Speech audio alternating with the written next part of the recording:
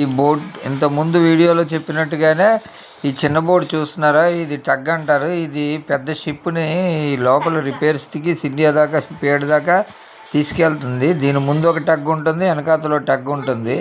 ఇవి ఏంటంటే లోతు తక్కువగా ఉండడం వల్ల ఈ షిప్ మునిగిపోతుంది. పక్కకి అది వస్తే ఈ షిప్ ఇంజిన్ పూర్తిగా ఆపేస్తారు. ఈ టగ్లే దాన్ని లాగితే నీటిలో షిప్ బరువు ఉండదు కాబట్టి అది మామూలుగా వచ్చేస్తుంది.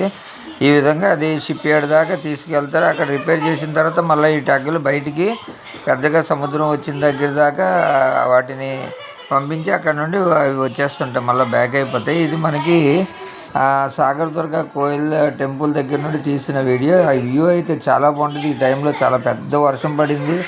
ఆ వర్షం వల్ల మేము సాగర్ దుర్గ టెంపుల్ అటుపక్కకి వెళ్ళలేకపోయాం. బోట్లు కూడా ఆగిపోయి పూర్తిగా వర్షం వల్ల.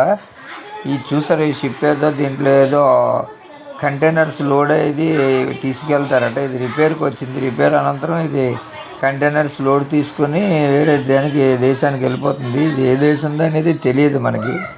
చూడండి, ముందున టగ్ ఉంది, అవతల పక్క ఒక టగ్ ఉంది. దీన్ని తీసుకెళ్తుంది బయటికి. ఇది రిపేర్ అయిపోయింది. దీన్ని బయటికి తీసుకెళ్తుంది. బయటికి తీసుకెళ్ళి అక్కడ వరకు ఇంచుమించు ఈ ఫిషింగ్ హార్బర్ దాకా తీసుకెళ్ళి అక్కడ వదిలేస్తుంది. అక్కడ సముద్రం పెద్దగా అయిపోతుంది. అక్కడ నుండి అది ఈ షిప్ ఇంజిన్ ఆన్ చేసుకొని బయటికి వెళ్ళిపోతుంది.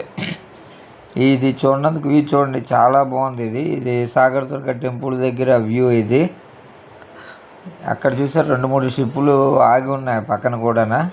ఇగో ఈ టగ్ వెనక